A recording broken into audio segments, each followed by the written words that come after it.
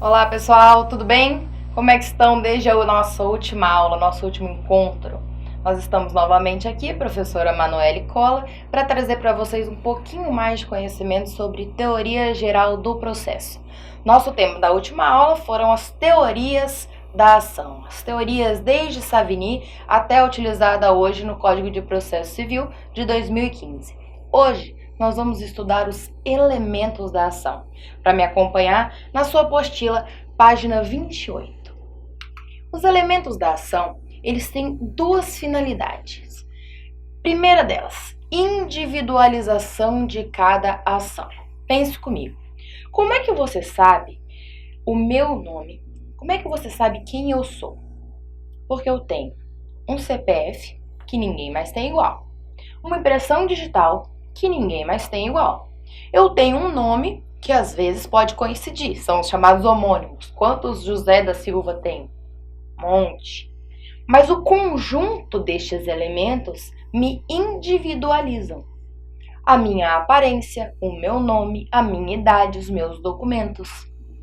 Com a ação é a mesma coisa. Determinados elementos são capazes de individualizar, de delimitar cada ação, para que eu possa identificá-la. Segunda finalidade, evitar decisões contraditórias sobre um mesmo caso. Então, identificando os elementos da ação, eu evito que uma mesma ação seja distribuída várias vezes e tenha várias decisões diferentes, contraditórias. Isso é proibido no ordenamento jurídico. Eu não posso, diante de um mesmo fato, de uma mesma situação, de um mesmo caso, com as mesmas partes, ter uma decisão diferente em dois processos. Isso não pode acontecer. São 3 os elementos da ação. Nós vamos ver os 3. Partes, causa de pedir e pedido. Venha comigo. Partes. As partes simplesmente são aquela que pede e aquela contra a qual se pede. Nós podemos chamar isso de autor e réu, requerente e requerido, aquele que requer e contra quem se requer. São as partes do processo. Veja só, a relação jurídica, ela é triangular. Triangular. Por quê? Eu tenho autor contando a sua história, réu contando a sua história. Ao final, todas essas informações levadas ao juiz, que precisa dar uma decisão para as partes. Então, eu tenho juiz, autor e réu. Essa nomenclatura aqui varia. Interessados, varia para requerido, requerente, mas basicamente autor e réu. Informações importantes sobre as partes de um processo. Se eu tiver mais de um autor, eu chamo isso de litisconsórcio ativo. Se eu tiver mais de um réu, litisconsórcio passivo. Esse nome é fácil da gente lembrar. Litis, de lide, consórcio, imagine um consórcio de carro. Tem muita gente ou pouca gente? Muita gente. Então, muita gente na lide. Mais de um autor, 2, 3 autores na mesma ação, litisconsórcio ativo, aquele que age. Se for mais de um réu, litisconsórcio passivo, aquele contra quem estão agindo, o réu. Dúvidas. Situações razoavelmente duvidosas. Eu tenho ação sem autor? Em regra, não. Em regra, eu sempre preciso que alguém entre com a ação.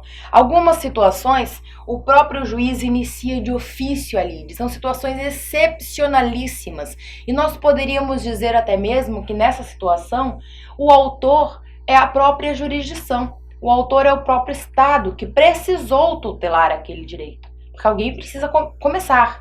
Um exemplo é quando eu vou precisar arrecadar bens de ausentes, pessoas que desapareceram e isso precisa ser movimentado. Pode ser feito de ofício pelo juiz. Não tenha deixado nenhum herdeiro, alguém que possa fazer por eles. Ação sem réu. Eu tenho ação sem réu? Só tem autor? Quando eu falo de jurisdição voluntária, você já viu isso comigo, eu posso ter interessados. Nesse caso, eu não tenho nem propriamente um réu, nem propriamente um autor, eu tenho interessados. Um exemplo, ação direta de constitucionalidade. Nesse caso, o que esse objetivo, o que o autor quer? Que uma lei seja declarada, uma norma seja declarada constitucional. Quem é o réu? Não tem. Então são situações excepcionais em que eu não tenho réu. Mas em regra, eu sempre tenho autor e réu e o juiz ali na ponta para intermediar essa solução.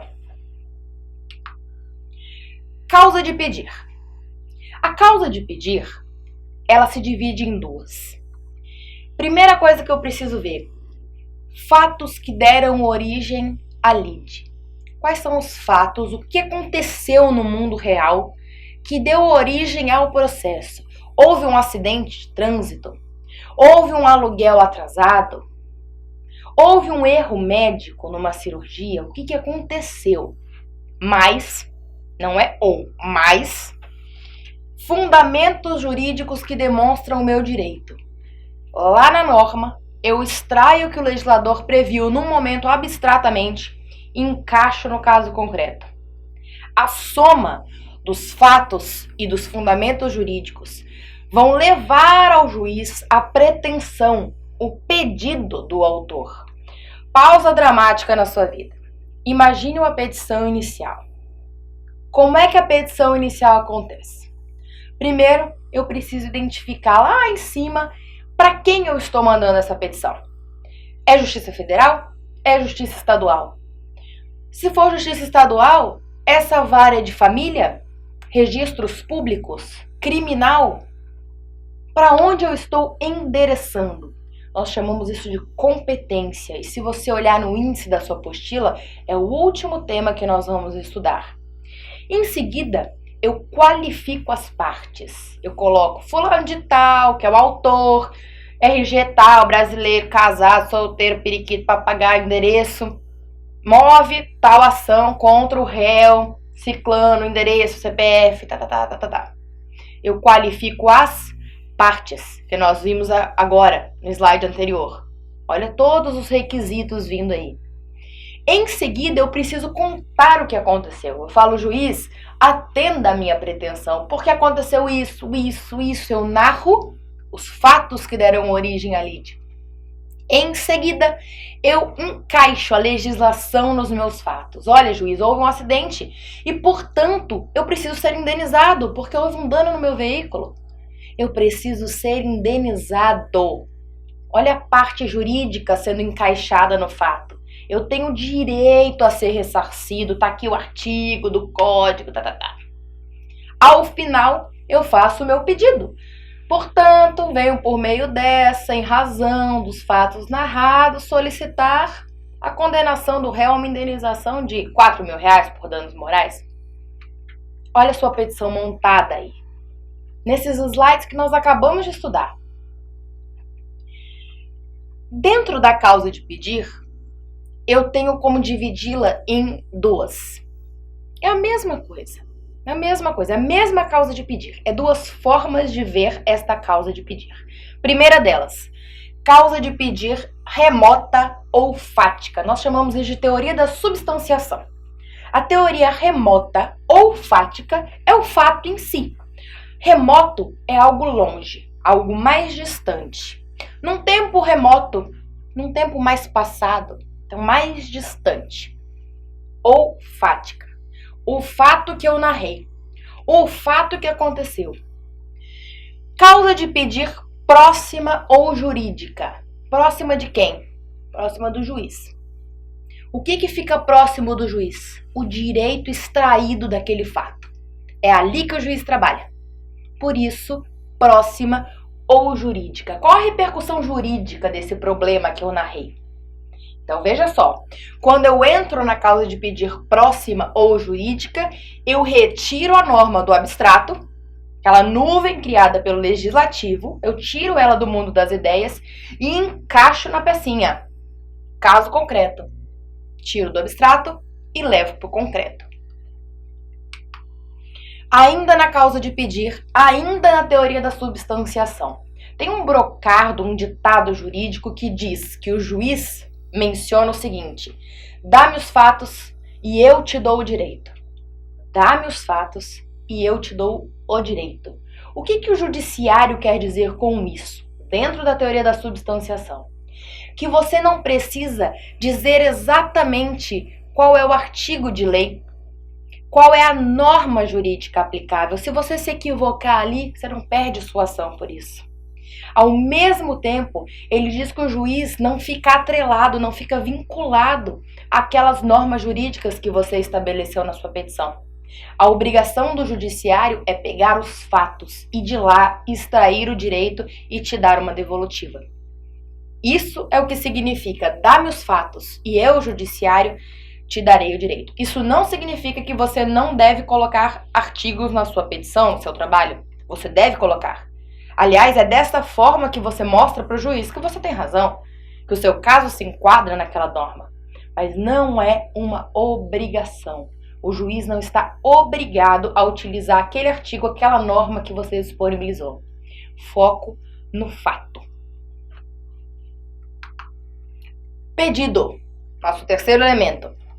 Pedido é o objeto da ação, é aquilo que eu quero, é o que eu pretendo. Se eu falar para vocês que alguém me deve aluguel, o que eu quero? Receber. Eu quero dinheiro. Se eu falar que alguém me deve aluguel e não sai da casa, o que eu quero? Que me pague e saia da casa. Esse é o objeto do meu pedido. Eu posso chamar de ação de despejo, eu posso chamar de ação de cobrança, eu posso chamar de muitas coisas, mas o meu pedido é: me pague e saia da casa. Essa é a essência, esse é o núcleo. Espremendo, é isso que sai. É isso que você põe no fim da sua petição. O que eu quero? Meu pedido deve ser certo. Você não pode ficar fazendo pedidos genéricos. Eu quero uma solução. Eu quero uma solução. No final da minha petição, eu não posso colocar genericamente: juiz, me dê uma solução. Eu preciso dizer para ele qual é essa solução. O que eu quero? Eu quero dinheiro, quero que me pague e saia do imóvel que eu sou proprietário e o réu é inquilino. Então eu estou sendo objetivo. Pedido certo, objeto identificado. Segunda situação. Quanto eu quero? Eu quero que me pague. Qual que é a segunda pergunta? Quanto? Eu quero que saia do imóvel. Qual que é a segunda pergunta? Quando? Então, quanto? A delimitação de quanto eu quero ou como eu quero precisa estar no meu pedido.